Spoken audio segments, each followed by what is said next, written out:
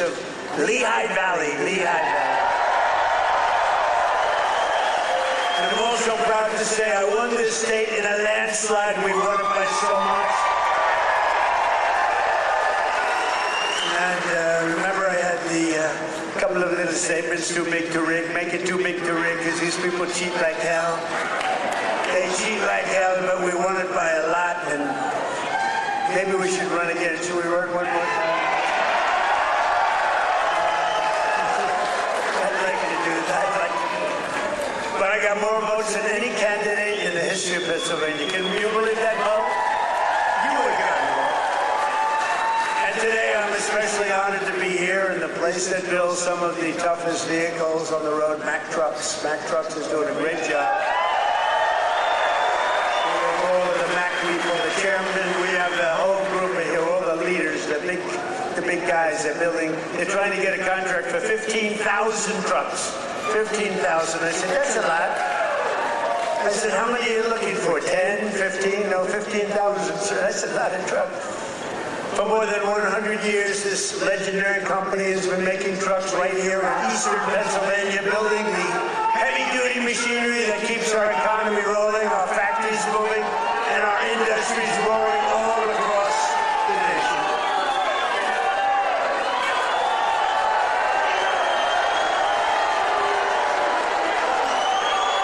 And you are the men and women who put your pride and spirit into those beautiful words, stamped on every Mack truck that said, made in the USA. It's made in the USA. And I want to especially thank the president of Mack Trucks, Stephen Roy, who I just met, who's a great guy, a great patriot, very Republican too, which I like. He's a very strong Republican. Stephen, where are you, Stephen? Stephen. We got to get a certain very talented congressman reelected. You know that. We got to get him. Where are you? Where are you, Mr. Congressman? We got to get you back in. Thank you, and thank you, Stephen. But a very special thanks to every single worker at this fantastic factory. The job you're doing here is incredible. And I know you're applying for a big one, and we'll see how that goes. We'll have to call up some people and see if it's good. If your price is right, Stephen? I don't know. Maybe we'll get it down a little bit. We'll get it down. 15,000 trucks. That's a lot of trucks. But that's what this is all about. It's greatness. You built this country, and you are the ones who are making America great again. We're the hottest country in the world. For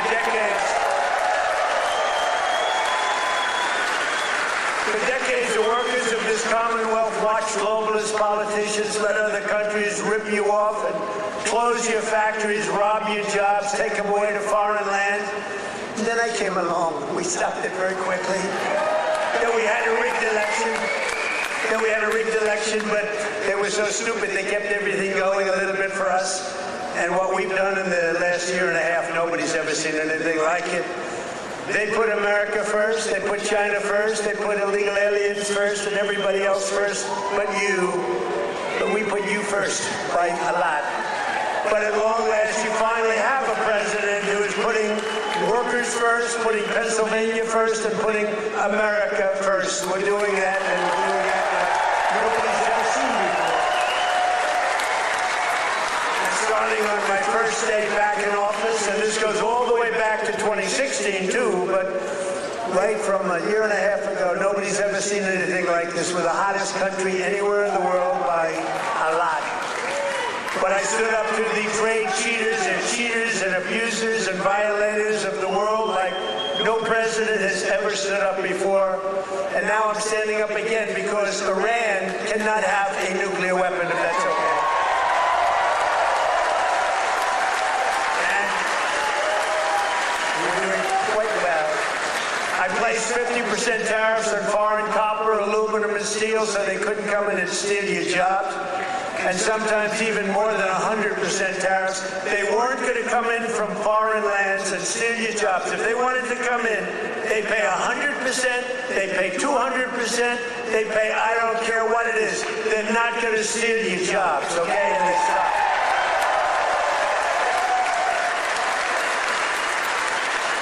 And right now we have more factories being built built, and I mean car factories, AI factories, factories of every type that we've ever had in the history of our country by 3 times. That's because they didn't want to pay the tariff. How don't you pay a tariff? You build your factory here and you hire American workers. It's quite simple, actually. But as you know, I placed a 25% tariff on foreign automobiles, and very importantly, I posed a 25% tariff on medium and heavy-duty trucks so that Mack Truck could do very well with this factory in Pennsylvania. But all American roads will be filled with American trucks very shortly. Very few people are able to compete with us anymore. They used to rip us off. It was like we were a bunch of babies. American labor worked with us, too. I just met the head of your unions, and they've been terrific. They work with us, and they're fair. They treated us good. Maybe we can negotiate a little bit tougher. Where the hell are the union guys? Those guys are great. They're great. There they are. I want to just say hello. We gotta make sure you vote for our congressman here. I'm not doing this for my help. Music. We even have music. Within a single year of taking office, I slashed trade deficit with China by the largest amount in the history of trade. And we, by the way, have the biggest trade deficit cut in the history of our country, 67%. Think of this. We had a trade deficit.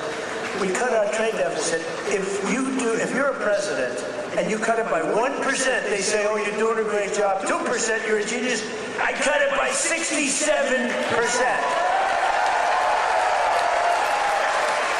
That's why you have all of these factories being built. They'll soon be opening. They're already opening, but when those factories are opening, I don't know what you're going to do. You're going to negotiate very good salaries, that I can tell you, because they need you. In many ways, they need you more than you need them. American exports to the rest of the world are up by $150 billion. You hear that, Bo? It's not bad. You're going to wrestle a long way to make that. Bo is going to have to win a lot of tournaments to have to make that money. Think of it, $150 billion up. We never had that. We always have losses. We take in much more than we send out. Now we're up $150 billion, and that's nothing, because when all these factories are opening up, Mr. Senator, what a great senator you have. Did you fight hard? David, did you fight hard? He was with me at, I think, every stop.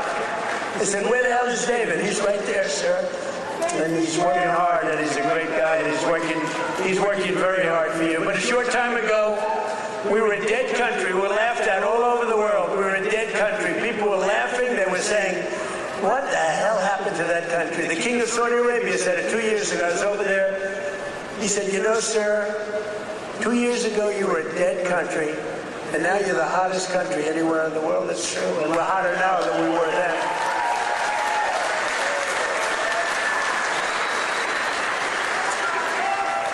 He then proceeded to announce that he's investing $2 trillion in our country, along with Qatar, along with UAE. Bahrain is investing, Kuwait's investing, but countries from all over the world, they're all investing in the United States. 2 years ago, they wouldn't even think of it. They thought we were finished. When I went to China 2 weeks ago, I met with President Xi, and we greeted each other, and he looked at me and said, man, do you move fast. Because they thought they had us, but now it's really the opposite. We are doing numbers that nobody's ever seen before. We have a great meeting. But as you know, we just achieved a historic peace agreement with Iran to end the conflict in the Strait of Hormuz. And by the way, yesterday, 19 million barrels of oil flowed out of the Strait of Hormuz. A very beautiful.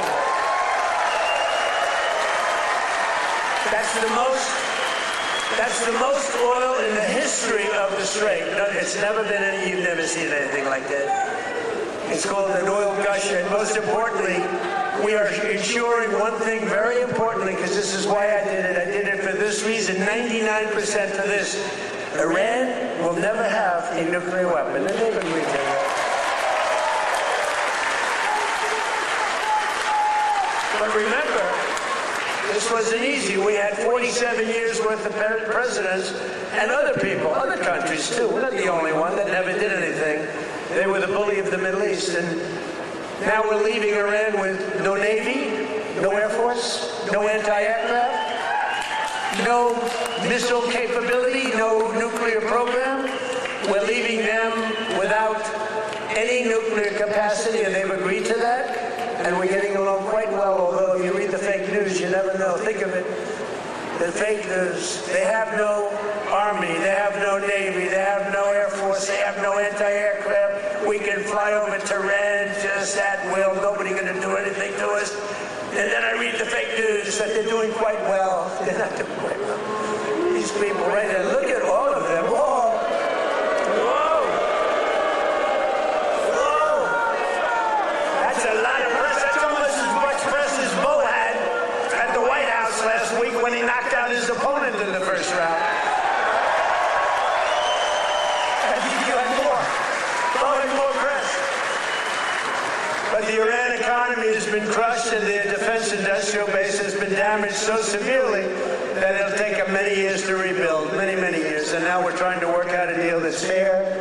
And we also want to work out a deal. You know, the stock market hit a new high today again. And oil, for the first time in months, hit, think of it, $70 a barrel. So we got at 70. That equates to a very low price. And oil is going to come charging down. And with oil comes everything else. Because I inherited from these Democrats. You know, they're Democrats. I changed the E for U. It's very simple, Democrats. I don't know why I didn't think of that 9 years ago. I just thought of it about a month ago. They're Democrats because their policies are so dumb. Men and women's sports. You know, Bo was one of the great champions. Tony, could you have taken most women in the heavyweight championship? He was the heavyweight champion of the world. Do you think you would have had trouble with a woman of approximately your size? It'd be hard to find a woman of your size, but if we did, I think you would have been okay. What do you think, Bo? Could you have handled it? I think so. What about you, Bo? Could you handle a woman of approximately, or what, 182 or something? Think there's a 182-pounder that could give you a little tussle? I don't think so. I don't think so. He's such a nice guy. Say, no, not really. I don't think so. When she looked at those ears of Bo, when she looked at those ears, she'll say, I'll take a pass. She'll say, I'm not going to fight that guy. The average price of gasoline nationwide is down 60 cents a gallon just from a short while ago. And remember this.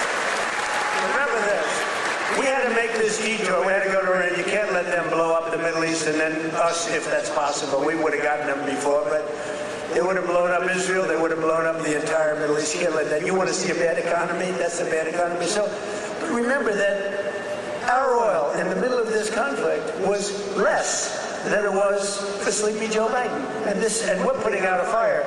Biden, Clinton, Bush, all of them. Barack Hussein Obama. Have you heard of him? Have you heard of Barack Hussein Obama? None of them did anything. Obama gave them $1.7 billion in green cash. Remember, on a 747, they flew over piles of cash. $1.7 billion. Gave them hundreds of billions of dollars and thought they could bribe them into peace. No, the only thing they understand is what these guys in the front row understand is the hammer.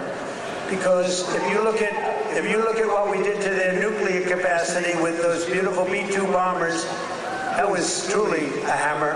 In fact, we named it a hammer, Operation Hammer. But our economy is ready to soar to levels the world has not seen before. I believe that, David. I think it's going to levels that nobody's ever seen before. All these factories are being built and they're going to be occupied. They're hiring people now. It's going to be something very beautiful. I don't know who's going to follow me, but remember that I was the one that did it, okay? Somebody's going to walk into office and they're going to have the most successful country in history, and they're going to be bragging what a great job they did. And we did it. In 4 long years of the crooked Joe Biden administration, they got less than $1 trillion of new investments. So think of it, Crooked Joe. What do you like better, Sleepy Joe or Crooked Joe? Ready? Sleepy Joe. Crooked Joe. I'm surprised. I Sleepy Joe better, but they're both good. I use them both. But in less than 1 year, so they did much less than $1 trillion of investment from outside the world. Much less than $1 trillion. We just got the final. We had 11 months and 18, but we just got the final. $19.1 trillion in 12 months. Can you believe it? Investment from all over the globe. And since the election, the stock market has set 73 all-time records. In other words, yeah, sit down. We got plenty of time. It's an honor that you all stand. Oh, look who we have, the Wall. Stand up, Wall. Look at this guy. I'm going to get a suit just like that guy. I'll bet he's been to 200 rallies. Him and, where are my guys? Oh, look at my guys, front row Joes. I got these front row Joes. And where are the women from North Carolina? They're here. They travel all over the world. I don't know what the hell's with their husbands. These beautiful women from North Carolina. They travel all over. They went to 200 rallies. How many rallies have front row Joe's gone to? Hundreds. Everyone. And then it was very sad. My last rally, I said, I may never see you again, right? And then we won the election in a landslide. And who the hell do I see? I see my front row Joe's. So I'm happy about it. Thank you. What a group. We had some group with me all over the place. And when they didn't make the front row, it was very demeaning to them. They were not happy, right? But the front row, they became actually very famous, front row Joes. And the typical 401k, as you know, is up almost $30,000 in, it was 12 months, it was 13 months. It's up 44%. Think of that, up 44%. Because, you know, as goes the stock market, so goes a lot of your own wealth. And I tell about this police officer. I met a police officer first time, similar thing, but now the numbers are even more. I was in New York. I met a great police officer, New York finest. And he said, sir, I want to thank you. I said, for what? He said, my wife didn't think much of me very much. We were having marital difficulty, actually. She thought I was nothing. I'm a police officer. I'm a tough guy. I looked at him. The muscles were all over the place. He didn't suffer from that. But she thought maybe that muscle wasn't so good because he was always losing money in the stock market. And he said, sir, in the last year and a half, my 401k is up 74%, sir. And she thinks I'm Warren Buffett. She thinks I'm a super genius. I said, how are you getting along with her?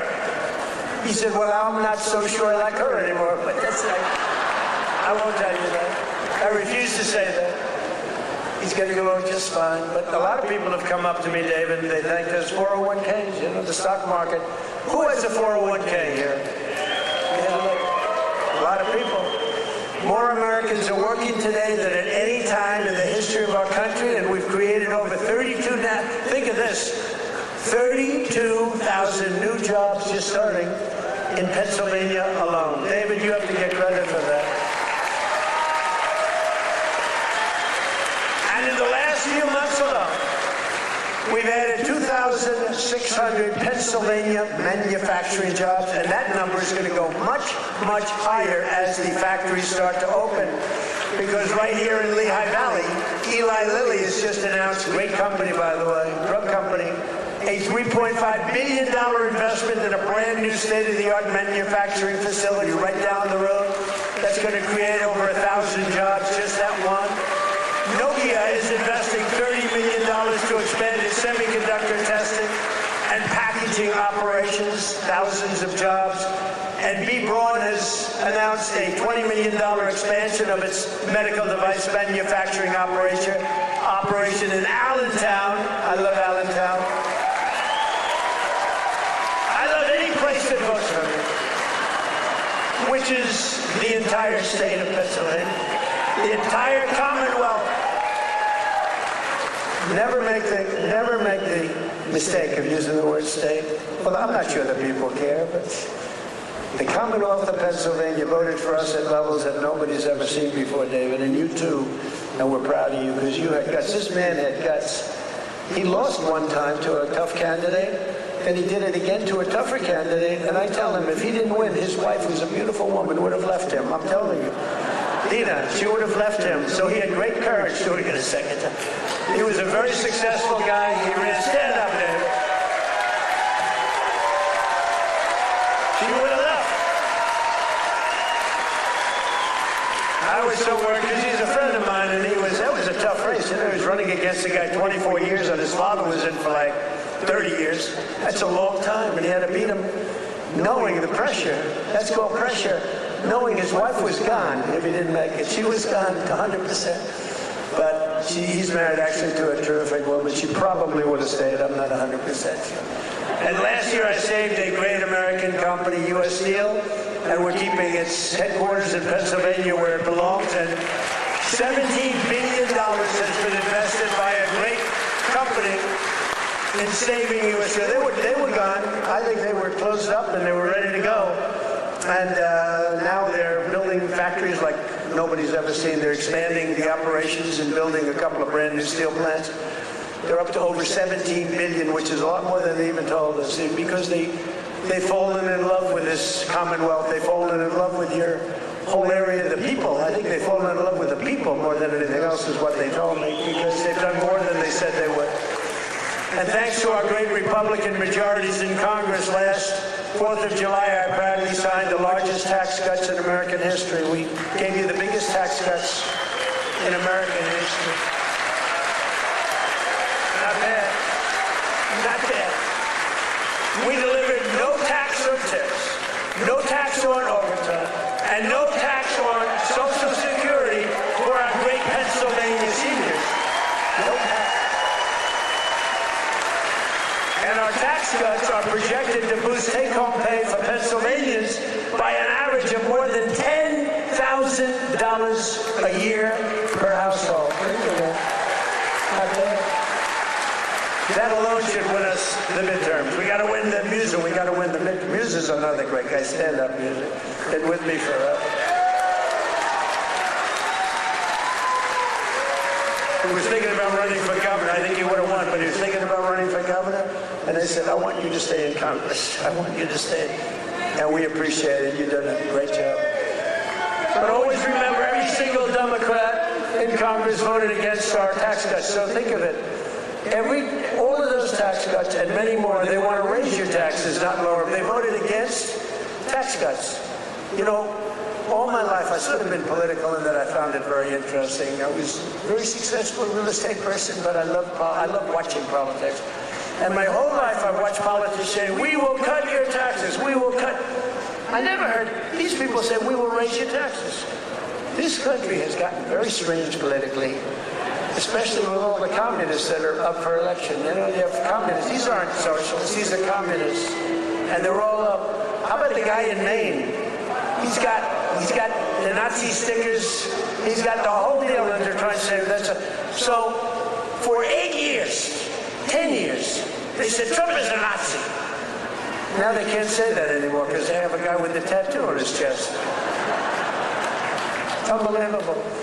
But they voted against no tax on Social Security. They voted against no tax on tips.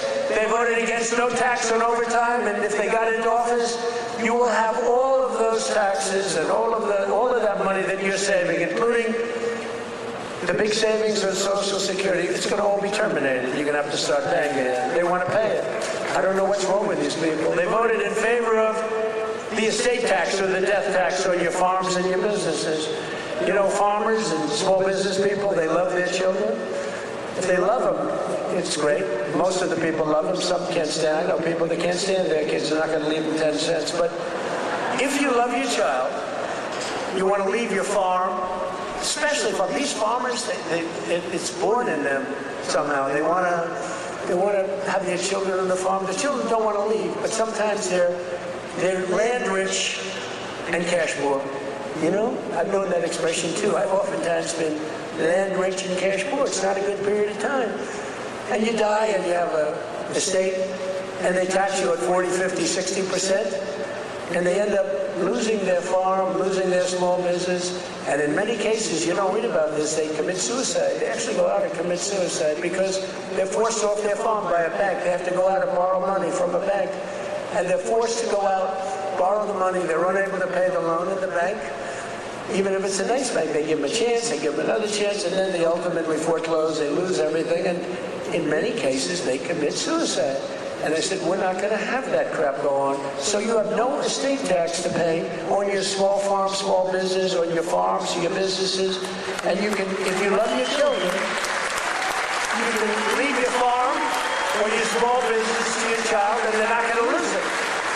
If you don't love your children, then don't listen to what I'm saying, because it doesn't matter. If you don't like them, don't leave them anything. The hell with them. They probably deserve it. But think of it, the Democrats voted against the border wall. The border wall gave us the safest border. We have the safest border now in the history of the country. They voted against voter ID. You know why they voted against voter ID? Because they want to cheat. There's only one reason. Mr. Wall, right? Correct. Where do I get that suit? One day, I don't know if it's very presidential. I'm going to walk up in a suit with the design of the wall on it. I don't know. What do you think? I already have a, I have a very elegant wife, and she says, darling, please, don't dance. It's not presidential. I said, but the people love it when I dance. And she said, please, the men and women's sports, please don't do the weightlifting thing. And don't do the swimming thing. You know, the weightlifter where he goes up. The record stood for years and years. And this young lady, she's trying out for the Olympics, and she's going to do it. And the record stood for 19 years, and they put an 1/8 of an ounce on one side, an 1/8 of an ounce on the other. They have to understand, Melania, who's now a movie star, she got the #1. Can you believe she hit big? That's not good. There can only be one star in a family, please remember. But they put a little 1/8, like a feather on one side, a little bit, just to break the record. The parents are sitting right there where Big Bo is. He's a nasty guy, that punch he threw. Got to be very nice to Bo. I got to be very nice. Got to make sure he's never angry at me. But she said her parents are right there in the front, and they're so proud. The father's not so proud because he knows she's not going to do it. Because she's a woman. That's a lot of weight. The mother, though, is screaming, darling, I love you. Do it. And she gets over the weight, and she stares. And then she gets him, and she gets him. And the mother's screaming, darling, I love you, darling. And the father's looking, saying she has no chance. And she's like this, you see it? Drops him. And she's like devastated for the rest of her life. And then a guy comes along who transitioned. That's the term. I've gotten very good at that term. I used to take a lot of heat for my definition of the movement over. But he transitioned. He was a poor, very poor, bottom of the line, male weightlifter. But now he's a female weightlifter. And he looked at the amount. I think it was like 210 pounds or something like that. Well, that's a lot for a woman, but not that much for a man. You could do it with one hand. And he goes, looks down at the weight.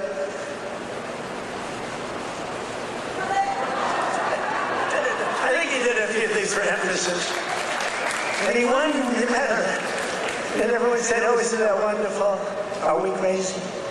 Men should not be able to participate in weights.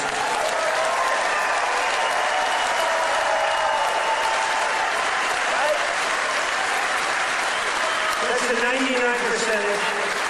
You ever hear the fake news? They say, that's an 80-20 issue. No, it's not. It's 99-1. You know, I've been doing politics now for 10 years. Not that long, considering I've won 3 elections. You know, so we not. But we did great in the second one, as Rick did. But pretty short. But with all of that, and all of the time I spent speaking to people, they say, sir, could you cut taxes on this? Could you get me a tax deduction on a car loan? I did that. By the way, I did that. If you borrow money to buy a car, you get it. All these things. They asked me for hundreds of things. Not once did anyone ever come up to me and say, sir, please, this is so vital. You have to be able to have men playing women's sports. Please, sir, could you pull that up? I've never had anyone ask me for that. So I say it's a 99-1 issue, not 80-20. The fake news back there, they say, oh, that's a tough issue. But I don't like talking about it because I want them to continue on with that. I want them to continue on with the, they're in favor of the mutilization of your child for transgender purposes, the mutilization of your child. And I would say politically it's a very good thing to run against a person that's in favor of that kind of stuff. So we let them, we don't bring it up during off political seasons, but we have a political season coming up, and they'll be doing all of that nonsense, and they're going to lose a lot of elections. And now if you look at New York, we have all communists running. They're all excited. They're going to win their primaries, but I can't imagine they can beat a normal Republican. So I think it's a good thing. Muser, what do you think? I think it's a good thing. Wouldn't you like to run against somebody like that? Well, Shapiro's not that much better, to be honest with you, but I would. They're all being forced. They're all being forced. A guy like Shapiro, he's going to be forced to the left. Otherwise, he's not going to get the nomination. But they voted against proof of citizenship. Think of it. We'd like to have proof of citizenship. You walk into the voting booth. Would it be okay, sir, if I looked at you and said, how dare you ask me for my citizenship? You know, in California, if you ask that question to a voter, you are criminally liable. In other words, they can put you in jail. If you say, sir, do you have proof of citizenship? They put you in jail if they ask that question. You're not allowed to ask that. Did you know that? It's the craziest thing I've ever seen going on. Hey, did they screw the kid, Pratt? Boy, he's leading, and all of a sudden he's lost. And it was sort of interesting. The election, you ever see an election where they're 2.5 weeks in? An election that takes weeks to count the votes? But after the evening, it looked like he was going to win, or certainly be in the runoff. And then I started hearing rumors as the days went by, days and days went by, that Pratt is fading. He's fading. I said, they rigged the election. And then lo and behold, he didn't qualify, even though he was so far up in the third place person that it was almost impossible, and he didn't qualify. And then it started happening with the next candidate, Steve Hilton, who's running for governor. He was up in front, just about leading, no problem. And all of a sudden, about 4 or 5 days after, this is after the election's over, they said, Steve Hilton is starting to lose votes. I said, here we go again. And I called up the U.S. Attorney in California. They said, we're going to have a number in the next week. Next week. I called up the very powerful, very good U.S. Attorney in California, and I said, do me a favor. Take a look. They're trying to steal that election, too. I guess they called up. They said, this is the U.S. Attorney call. We have your great U.S. Attorney here today, by the way, and your assistant U.S. Attorney. They're doing great. David, thank you. So over the next week, he was definitely going to lose, but the U.S. Attorney called. We want to check your votes.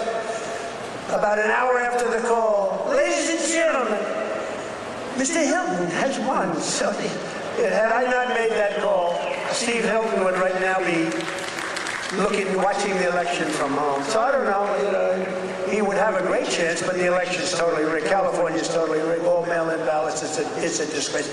We got to pass the Save America Act, okay?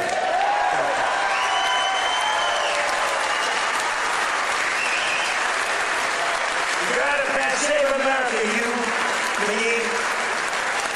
Please, guys, what love. A friend of mine is a very big real estate developer, but he's got a problem with speaking in front of crowds. He chokes, he chokes like a dog. He said, how do you do it? I say, it's easy, because there's so much love in the room.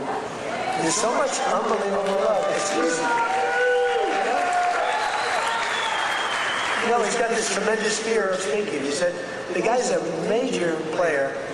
Most of you have heard of him. And he's a killer. He destroys people for a living. Financially, not physically, financially. Physically, he can barely walk. He's a basket catcher. But he's up here, he's very smart. And he destroys people, very rich. But he can't get up in front of a crowd and talk. I said, what's wrong with you? He said, I don't know, I have a fear of crowds. You believe it?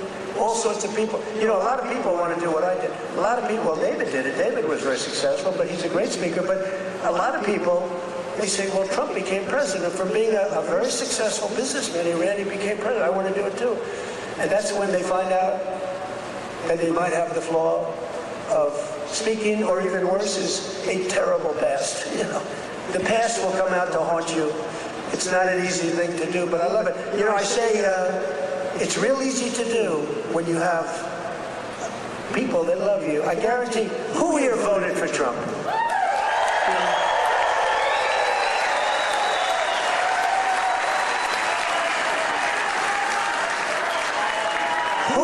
Who didn't? What? This is dangerous, so don't raise your hand. Think you're going to be cute, because you might be a big problem, and they'll blame me for causing problems.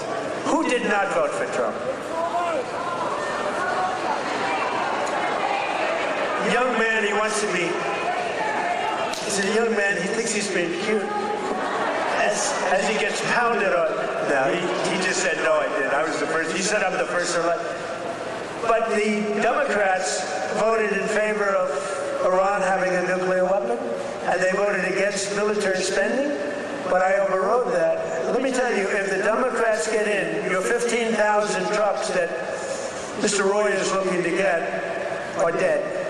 They're not going to have 15,000. They're not going to have 15 trucks. They'll be back to the number I originally guessed, right? How many are you making? 15? 15,000 trucks will be down to nothing, zero. And they'll make you put electric on it, electric, so that when you're in the middle of a jungle someplace and you need a charge, where's my charging booth? As opposed to carrying a nice tank of diesel on your back, throwing it in and taking off, right? Where's my charging booth, they'll be saying. They created we created the strongest military in history, and you see that with Venezuela, one-day operation, right? Good army. And now we're making a lot of money with Venezuela, and Venezuela's doing great also. It's a happy country now. But it took us exactly 48 minutes to win that war. We're the greatest military in the world, 48 minutes.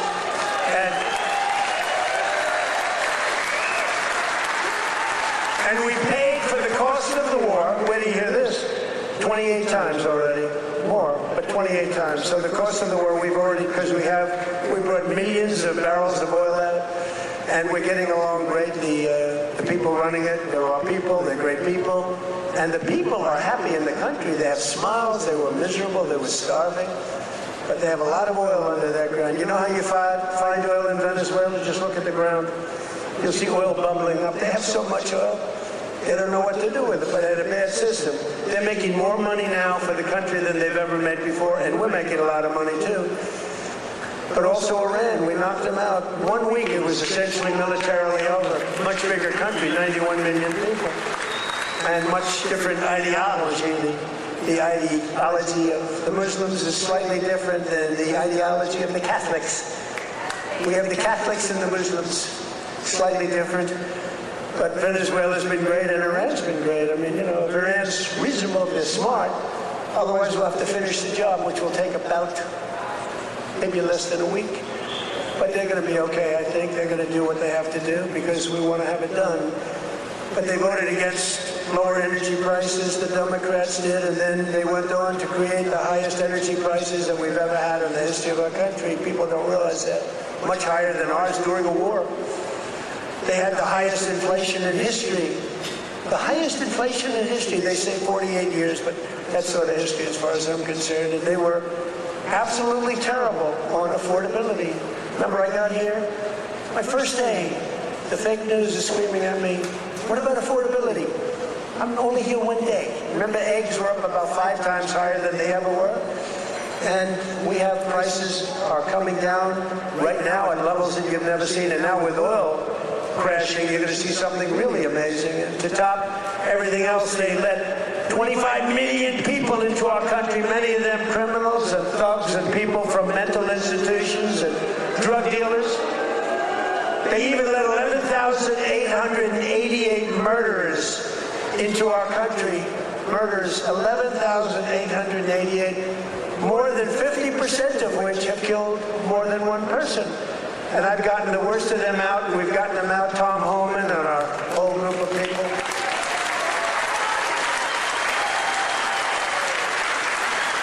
But the Democrats want open borders, and they want them all to come back in. You can imagine that. The people of this Commonwealth will never let that happen again. What they allowed to happen to our country, we can never allow to happen again.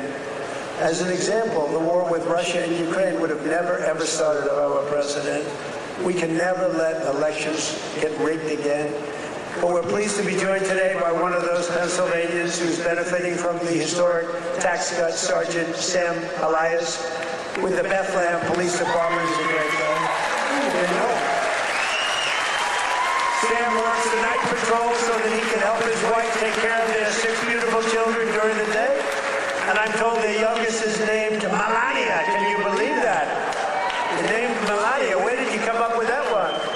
After our great First Lady. So Sam is taking home thousands of dollars extra because of no tax on overtime. And Sam, you want to come up and say a few words? Come on up. Come on up.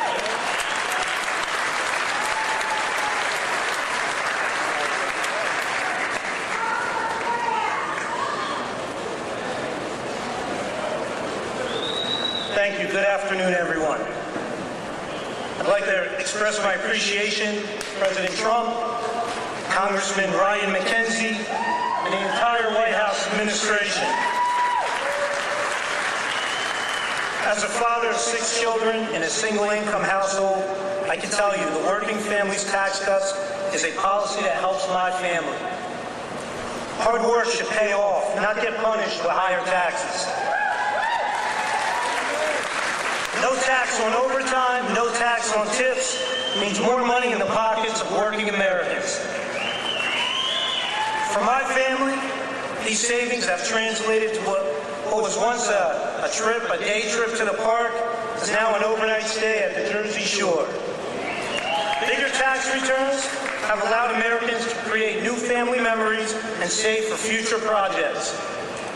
As the President said, I also work night shift as a police sergeant in the fine city of Bethlehem.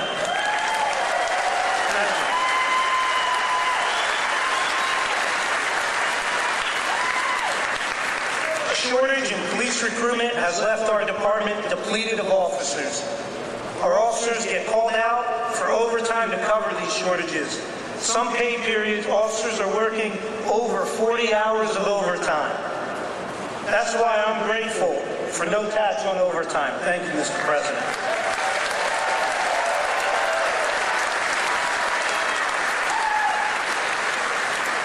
I'm also thankful for the support President Trump and Congressman McKenzie have shown for law enforcement. You understand that communities thrive when we invest in public safety. Congressman McKenzie has stood strong with public safety and working families. And that's why he's been endorsed by the brothers and sisters of Bethlehem FOP Star Lot 20.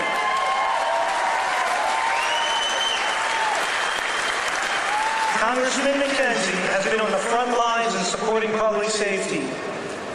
He secured $700,000 for the Bethlehem Police Department for much-needed technology and equipment upgrades at our police department, along with bringing home $1.6 million in funding for volunteer firehouses and infrastructure. Thank you, Congressman.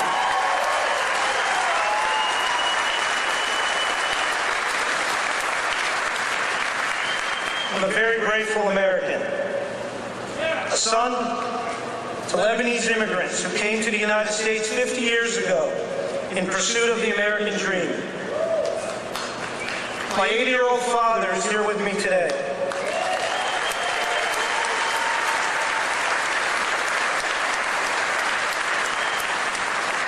He would often tell me, work hard and it'll pay off.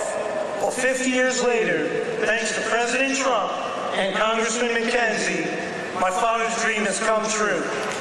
I thank you for that.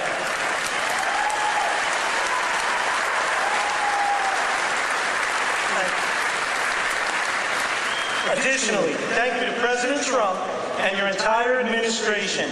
After more than 50 years, the Lebanese people finally have an American ally who advocates for a sovereign and independent Lebanon, governed by the Lebanese people. Thank you for that. Mr. President, you have the support of almost 20 million Lebanese people worldwide.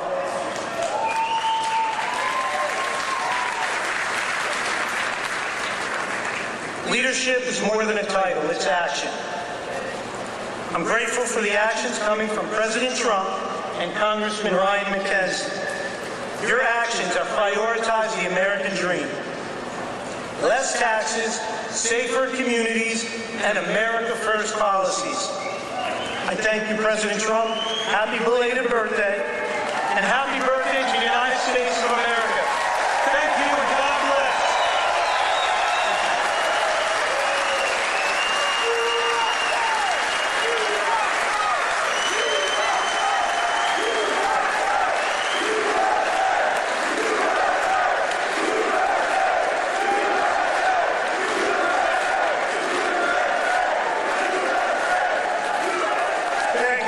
I looked at all these pages. I said, oh, we're in trouble. But you know what? That was good. That was a good job. I was a little worried when I saw the pages. Very good. Great job. Sam, where's your father? Hello, Bob. How are you? Got a good boy.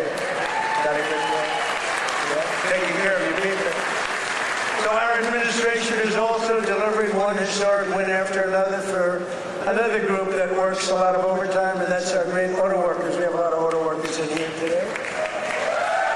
Just as I promised, the UAW workers, and we did great with them. You know, Republicans, I don't know, for whatever reason, they don't do like I do. But in the campaign, I ended Biden's insane electric vehicle mandate, that crazy mandate, which meant that in a short while, all cars had to be all electric, and many of them would be built in China and others in foreign countries all over the world. That's what was going to happen, and I stopped that. I ended it in my first week in office. I ran on it. And you know what? If you like electric cars, I think that's great. I wouldn't say Elon was thrilled with what I did, but he understood that. But if you like electric cars, I think it's great, but you have to have the right to buy a regular, I mean, we have more gasoline than any country anywhere in the world. If you want to have gas, if you want to have a hybrid, you can have whatever the hell you want, including electric.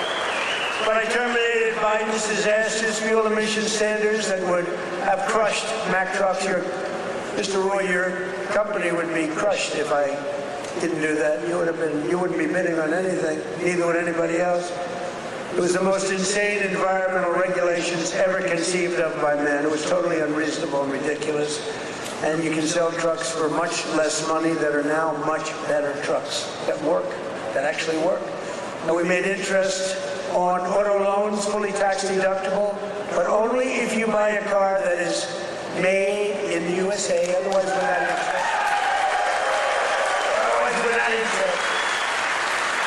And I say to the auto manufacturing business in America, we have more auto plants being built today than we've had in 60 years, and I think maybe ever. And bigger and better. They had a big one in a certain state that I love also. I love a lot of places. And they took out this old plant, but it was big.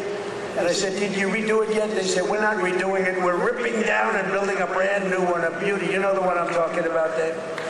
But we're pleased to be joined today by Pat McHugh, a Marine Corps veteran, a great guy, who spent 28 years with Mack Trucks, and he leads the cab assembly and serves as new product line launch leader. It's a big deal.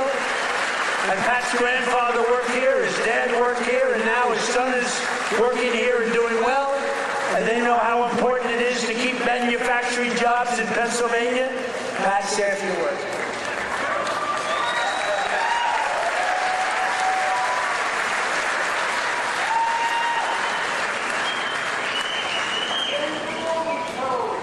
Wow. Good afternoon, Mr. President.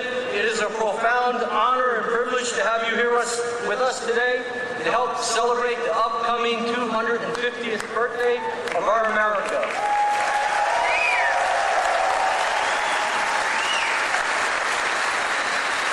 And most recently, our 125th anniversary of building Mack Trucks.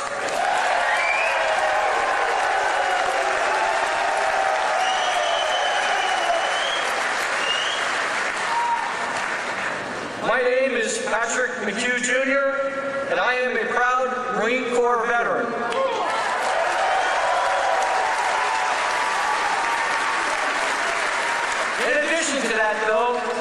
I am an even prouder Mack Truck employee.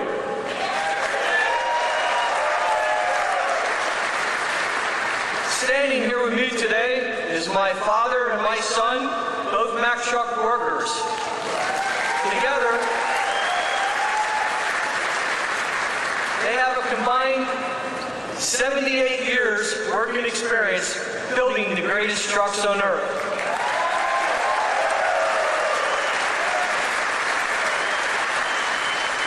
You can say Mack Trucks runs in our blood. At Mack Trucks, we work hard to build the trucks that help build America. And we are proud that those trucks are built in the United States of America.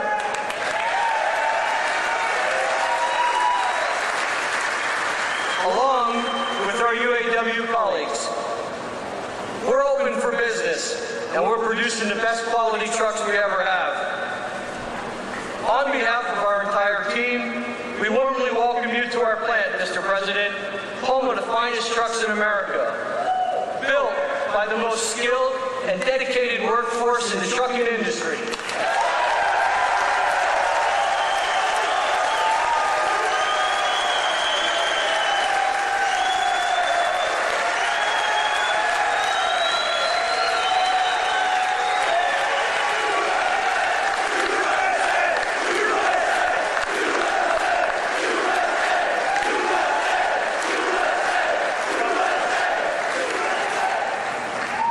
So, Mr. President, I want to say thank you for choosing to highlight Mack Trucks on your visit today, and thank you for supporting our American workforce.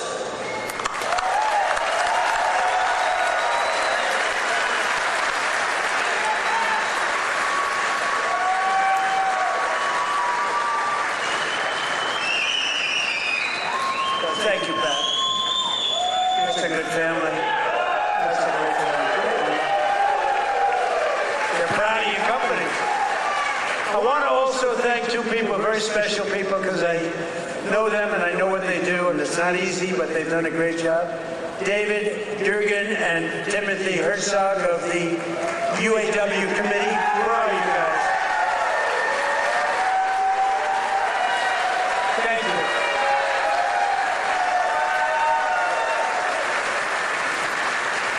They do a good job representing you. Ease up just a little bit so they can get the contract. Just a little bit. Thank you, fellas. Get this congressman elected. That's what you got to do.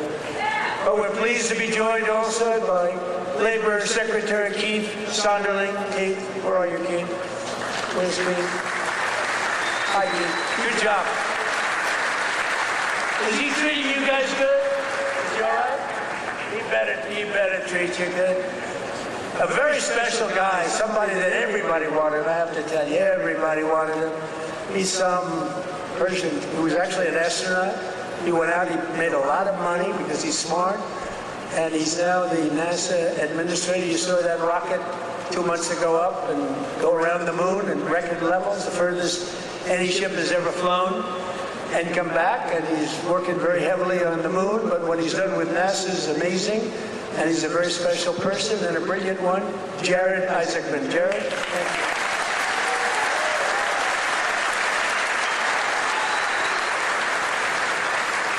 Great job.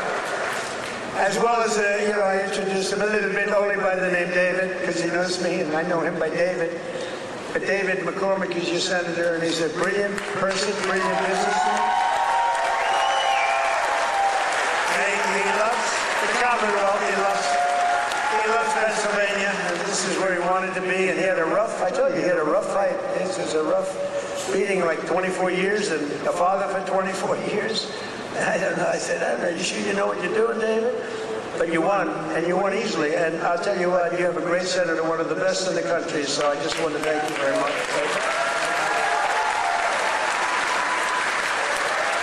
And 4 warriors for Pennsylvania in Congress. These are warriors. Lloyd Smucker is here. Lloyd, thank you. Thank you. John Joyce is here. John, thank you. Dan Muser is here. Thank you. And these guys are all in good shape, but we got to get Ryan McKenzie elected. We got to get Ryan. I'm not here for them, I'm here for him. We got to get Ryan elected. Run up here, Ryan, fast. Nobody wants to hear you. Come on, just run. Nobody wants to hear you, Ryan. Do what David did. He'd go up for 1 minute. Thank you very much, everybody. It's nice to be here. And everybody thought he was the greatest speaker. Okay. Well, Mr. President, I can't thank you enough for coming here to the Lehigh Valley, highlighting the great men and women of Mack Trucks, doing all the work that you do in Washington, D.C. for our veterans, our first responders, and everybody across this country to continue to maintain America as the greatest country in the world. You are the president that is fighting for all Americans. Thank you for being here.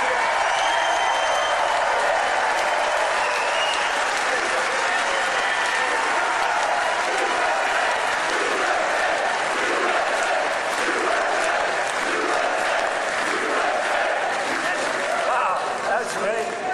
He learned something from you, David. That's great. We also have one of the greatest writers anywhere in the country who knows more about the Commonwealth, Pennsylvania, I think, than anybody. She's a terrific person. Right from the beginning, she said Trump is going to win, therefore I like her. She said Trump is going to win in 2015. In fact, she wrote an article in 2014. She said this guy Trump should run. I hadn't thought too much about it. I was having a lot of fun putting up buildings.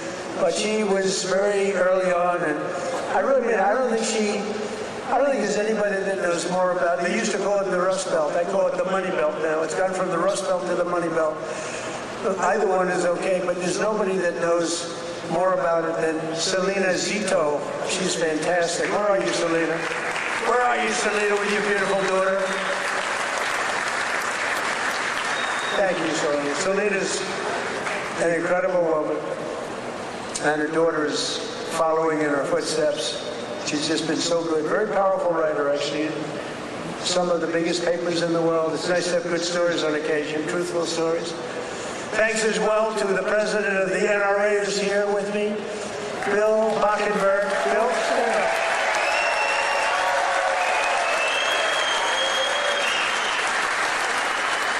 And they always give me their endorsement because I saved the Second Amendment, and you think it's easy. On occasion, it was not easy, right, Bill? But we did it. We did it with your help. And we're doing a couple of other things, working with you and your people. But I think you've done a fantastic job. The NRA, everybody, they really have been. They've been with me right from the beginning. And Bill asked me would I support the national right to carry legislation. How do you feel about national right to carry?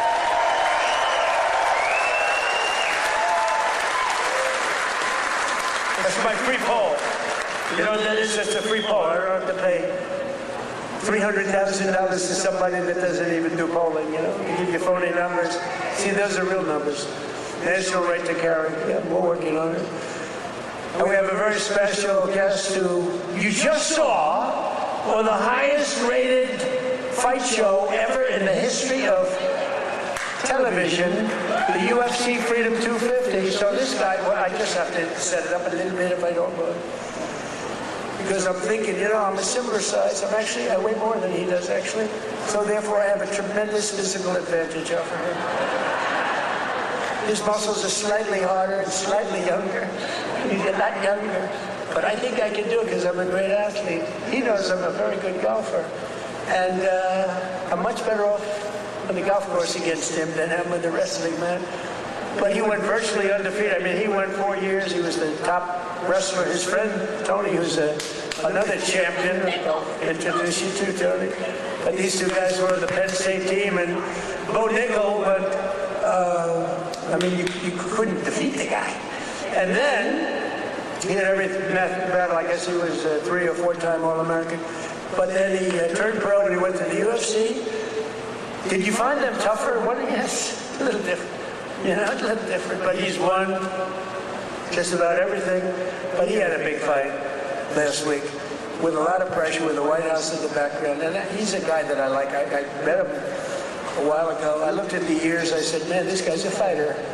You can tell a lot by the ears. And he told me, no, he doesn't mind the ears. He likes them. It's almost a symbol. For great fighters, it's a symbol. That's why I'm worried about you, Tony. You have pretty normal ears.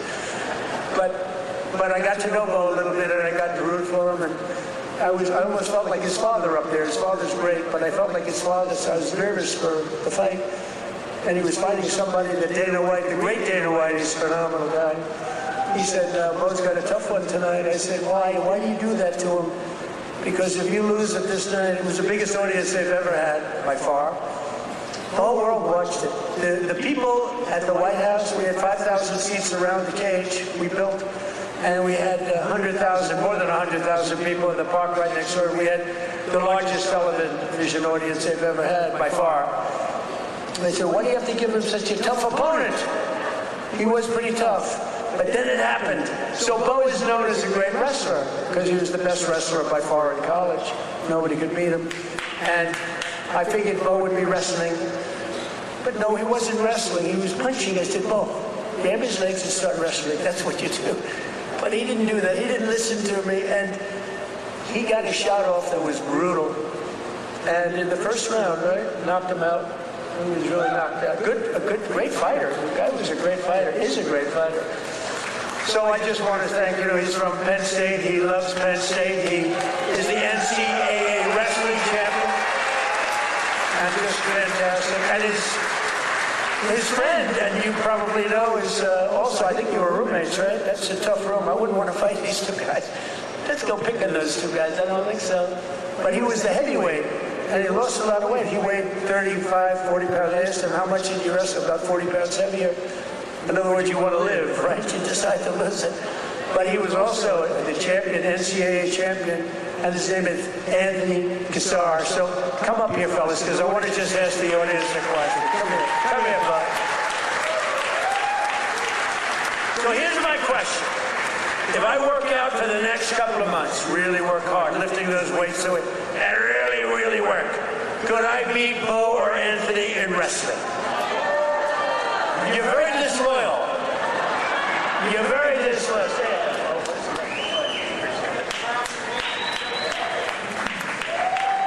Wow, what an honor to be here. I think walking up here I was almost as nervous as the fight, but it feels like a fight. Yeah, it feels like it, but this is exciting. I'm grateful to be here with everybody. So grateful to President Trump for making an event that, in my mind, never seemed possible happen. UFC Freedom 250 on the White House lawn. Unbelievable. I don't think there are too many presidents that have the courage to do something like that, and just so unbelievable. For me, both my parents were high school teachers. My dad was a wrestling coach. My grandpa was a wrestling coach, and I grew up around sports and just competing from 5 years old. And so to be able to do something like that is a dream come true, and it's just through hard work, effort, discipline, and a lot of time in the wrestling room, a lot of time in the cage that I was able to do that. And that's really because America is the land of opportunity. And if you set your mind to something and you feel passionate about what you do, you can accomplish anything. And thank you.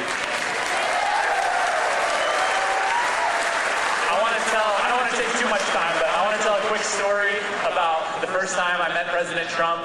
It was in 2019 at the White House, and our team and I won the Nationals, the NCAAs, and at Penn State we are. And we were given the opportunity to meet President Trump, and it was really special because he took a lot of extra time to talk with us as wrestlers. I think he respected the wrestlers a lot, and I told him that when I'm done wrestling I was going to fight, and he asked me if I needed a manager. And I thought that he has better things to do than that, but really since then I feel like we've had a special connection that I'm extremely grateful for. And fast forward 7 years, I'm fighting on the White House lawn, and I turn and look at my corner, and President Trump is right next to him.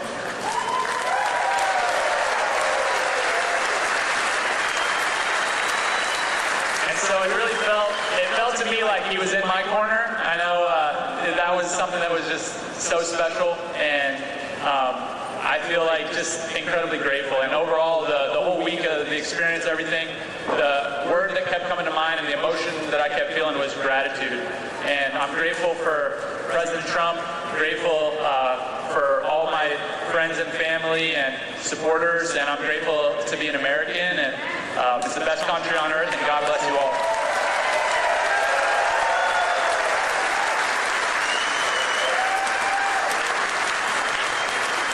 How's everybody doing?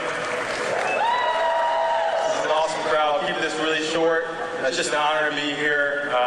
Bo and I have been roommates since our freshman year at Penn State, and never could imagine this, but it's an honor to support Mr. President, this great nation, and the American workers that build the foundation of the United States of America. So as a small business owner, real estate investor, I just want to thank President Trump for the big, beautiful bill, all he's done for small business owners. And most importantly, I pray that God will continue to bless him and guide him to lead this great nation, and God bless all of us. Thank you.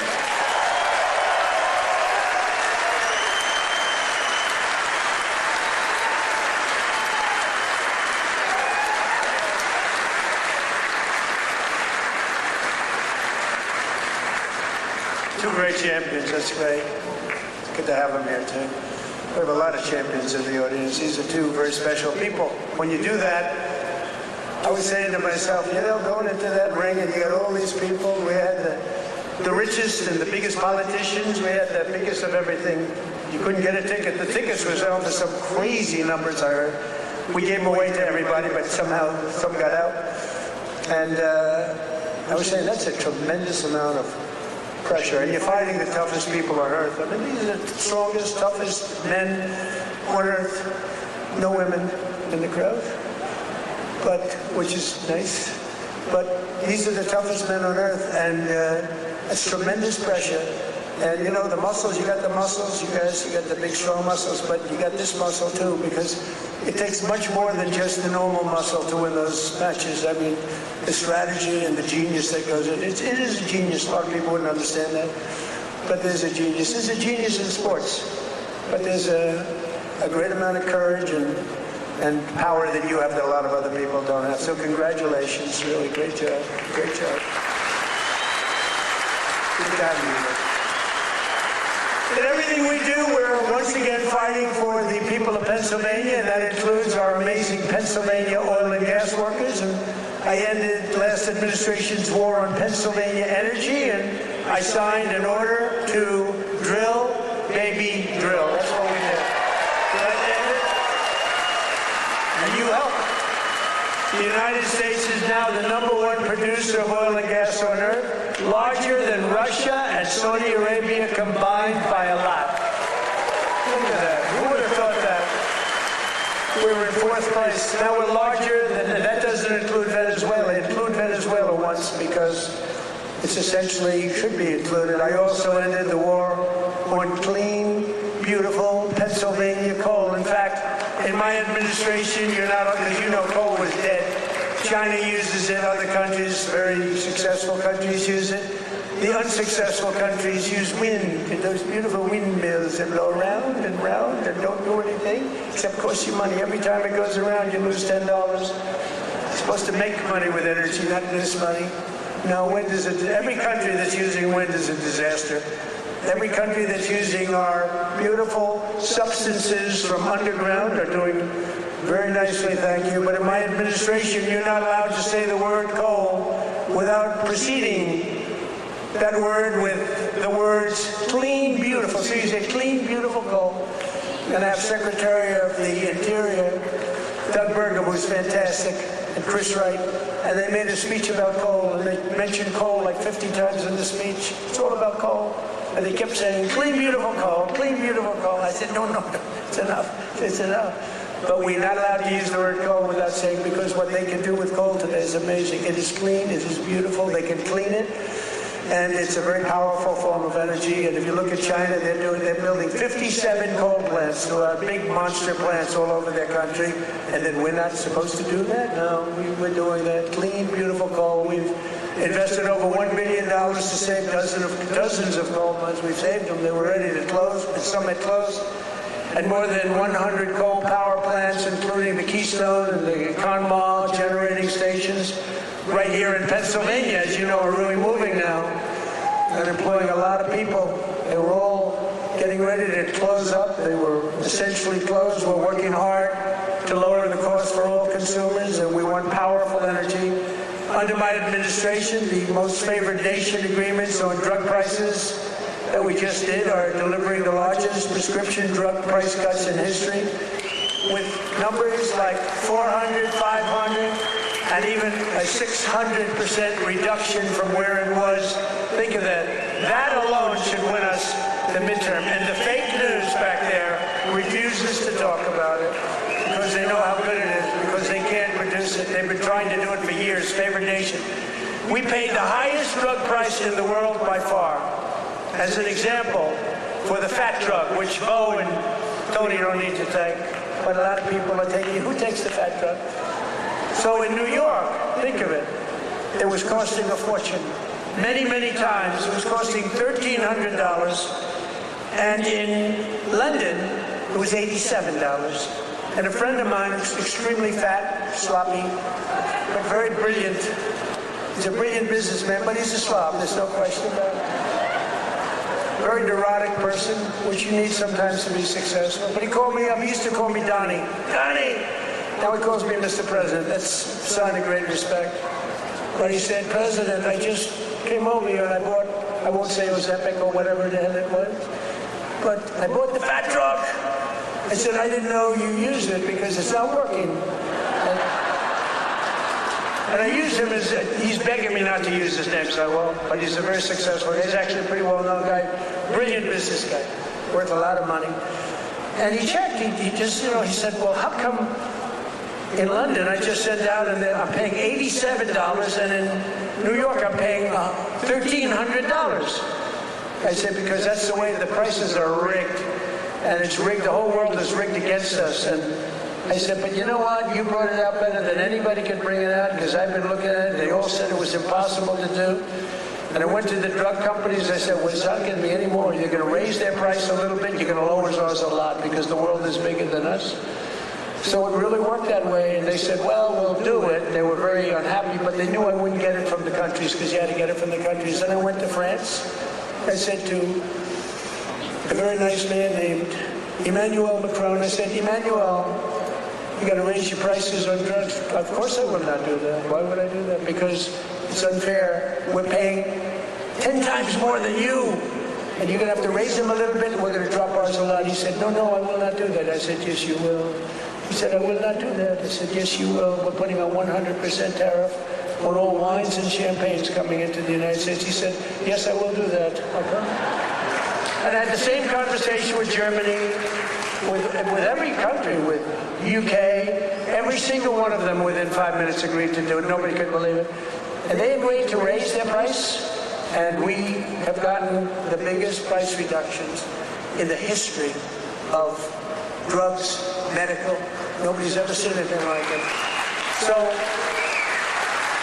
instead of paying $1,300, you'll be paying about $175. Nobody's ever done that before. And this is on many, many trucks. A pill that sells for $10 in London and selling for $150 in Texas, any place, it's all the same in the United States. They basically discriminated, so now instead of $10, it goes to $20, because again, the world is a big place. And we would bring ours down to 20, from like 150 down to 20. This is the kind of price reductions you're getting. Go to Trump.com, by the way. And I didn't name it. That was Bobby Kennedy that did it with Dr. Oz. Everyone thinks I named it. I did not name it, but that site is through the roof. And these are the biggest price reductions in the history of our country for anything having to do with drugs, prescription medicine.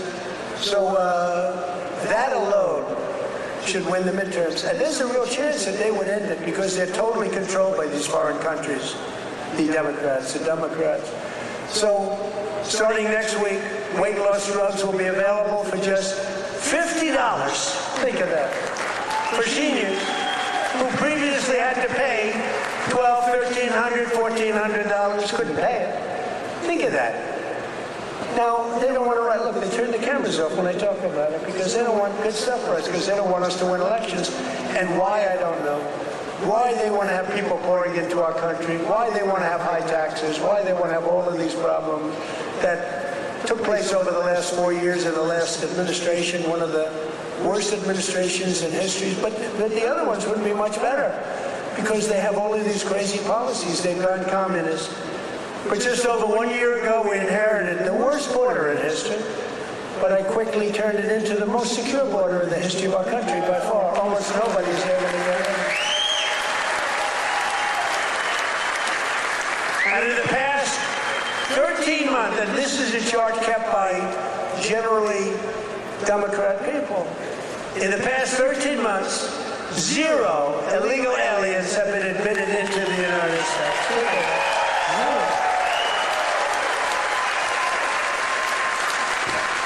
And even I find that argument, but it's 0. I mean, they'd love to have it be high, but we can't do that. We have a country, and we're going to run it well. We don't want to have prisons released into our days. Some of these countries were emptying their prisons into the United States of America through the southern border. Prison population. Some of the countries had no prison population left. You know what that saves them? Some of them had no mental institutions. The mental institutions were taken. All of those people were taken to our southern border and allowed to just walk freely into our country under Sleepy Joe Biden and his group of thugs. Their group of real thugs. Weaponization, that's all they're good at. Weaponization and cheating on elections. In 2025, we achieved the largest drop in the murder rate ever recorded in the history of our country, despite the fact that we haven't gotten all of these criminals out of our country. We had the lowest since 1900, that's 125 years ago.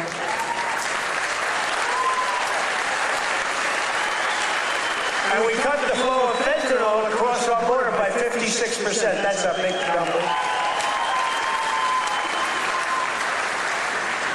And we cut the flow of illegal drugs coming in by water, coming in by ocean or sea. We cut it by 97%.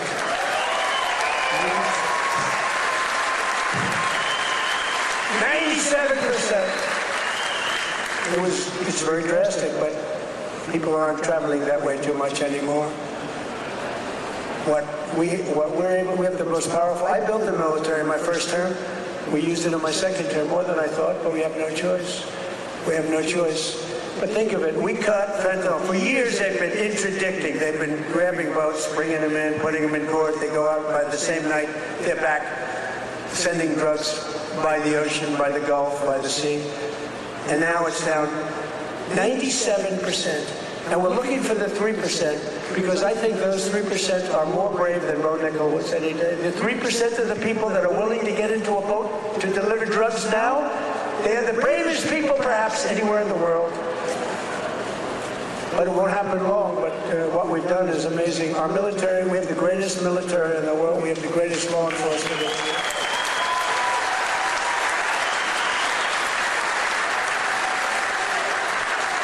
And we have the highest number of recruiting. So a year and a half ago, it was headlines. Nobody wanted to join the military, the Army, Navy, Marine. Nobody wanted to join any of them.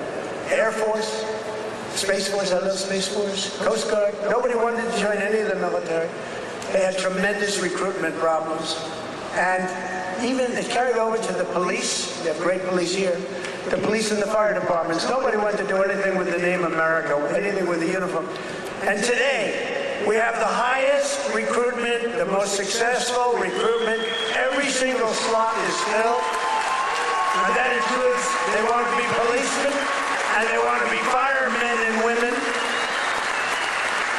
So we went from the least successful in our history, David, to the most successful in the history in terms of recruitment. It was very embarrassing. A year and a half ago, 2 years ago, and it all happened from November 5th. That's when we won the election.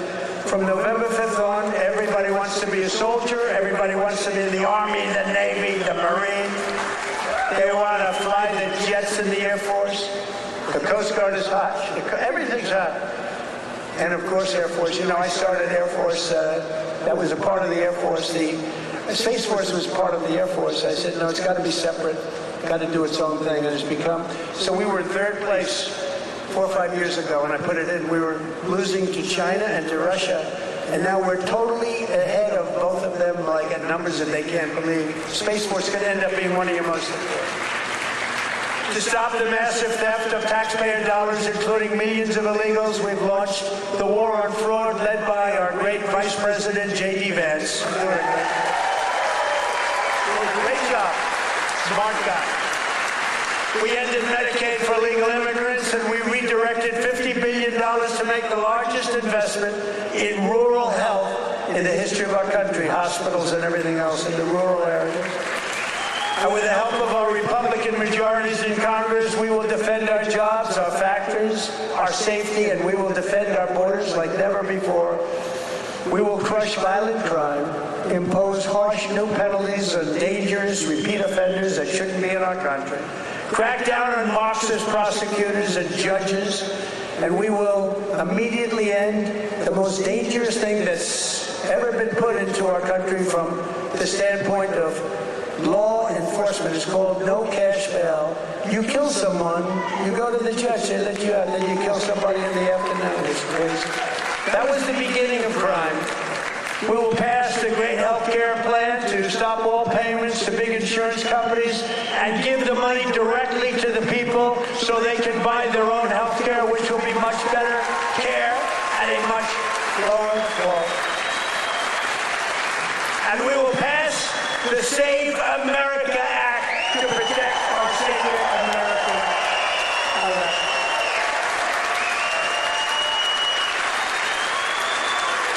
And in the Save America Act, it's very simple. All voters must show a photo voter ID. Very nice. May we see a picture, please? All voters must provide proof of citizenship.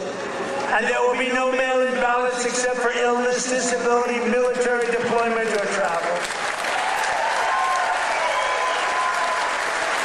And we will also, in that same bill, enshrine in permanent law no men in women's sports